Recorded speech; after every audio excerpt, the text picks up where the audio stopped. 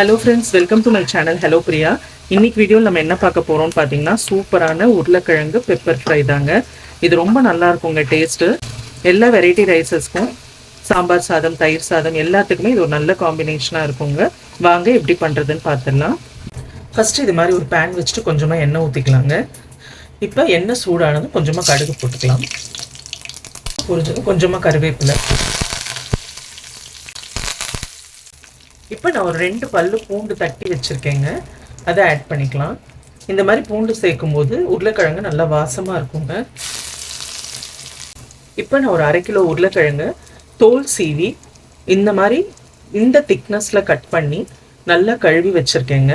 இப்போ இதை அப்படியே ஆட் பண்ணிக்கலாம். உருளைக்கிழங்கு ரொம்ப மெலிசாக கட் பண்ணிடாதீங்க.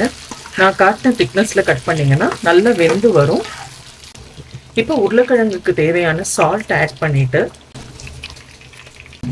கொஞ்சமாக மஞ்சத்தூள் போட்டுக்கோங்க.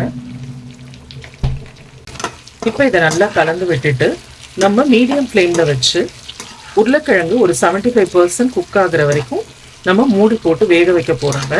அதுக்கப்புறம் தான் நம்ம மசாலா ஐட்டம்ஸ்லாம் ஆட் பண்ண போகிறோம். நம்ம ஃபஸ்ட்டே மசாலா ஐட்டம்ஸ் போட்டால் கருகிடுங்க, உருளைக்கிழங்கும் வேகாது சரியா. அதனால் இப்போ மீடியம் ஃப்ளேமில் வச்சு நம்ம மூடி போட்டு குக் பண்ணிக்கலாம். இப்போ உருளைக்கிழங்கு வேகிறதுக்குள்ள நான் ஒரு ஸ்பூன் மிளகு, 1 ஸ்பூன் சீரகம் வச்சுருக்கேங்க. இதை இப்போ நம்ம கோஸாக அரைச்சி எடுத்துகிட்டு வந்துடலாங்க. ஸோ இங்கே பாருங்கள், இந்த மாதிரி அரைச்சிக்கணுங்க, நைஸாக அரைக்கக்கூடாது. இந்த மாதிரி கொரப்பாக அரைச்சிக்கோங்க. இப்போ இடையில ஒரு தடவை நம்ம பெரட்டி விட்டுக்கலாங்க. இந்த மாதிரி ஒரு 2-3 தடவை பெரட்டி விட்டு நல்லா வேக வச்சு எடுத்துக்கலாங்க. இப்போ ஒரு 10 நிமிஷம் ஆயிடுச்சுங்க. நம்ம ஓப்பன் பண்ணிக்கலாம். நான் நடுவில் ஒரு 2 தடவை பெரட்டி விட்டேங்க. இப்போ பாருங்க, உருளைக்கிழங்கு நல்லா வெந்துருச்சு.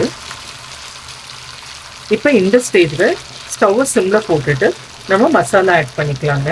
4 ஸ்பூன் கரம் மசாலா ஆட் பண்ணுறேங்க. கரம் மசாலா போடுறதுனால கொஞ்சம் ஸ்மெல் நல்லா இருக்கும். நம்ம இன்னைக்கு பெப்பர் ஃப்ரை பண்ண போகிறதுனால கரம் மசாலா உங்களுக்கு இன்னும் கூடுதலாக வாசனை கொடுக்கும். நம்ம அரைச்சி எடுத்துகிட்டு வந்தோம் இல்லைங்களா மிளகு ஜீரக பவுடர், அதில் ஒரு 1/4 ஸ்பூன். உங்களுக்கு இப்போ இந்த மிளகு காரமே போதும்னு நினச்சிங்கன்னா நீங்கள் இதோட விட்டுறலாங்க. எனக்கு கொஞ்சம் கூட காரம் தேவைப்படுறதுனால நான் ஒரு 1/4 ஸ்பூன் தனி மிளகாய் தூள் ஆட் பண்ணிக்கிறேங்க. இது ஆப்ஷனல் தான், நீங்கள் வேணும்னா போட்டுக்கலாம், இல்லைன்னா நீங்கள் அப்படியே மிளகு தூள்லேயே விட்டுறலாங்க.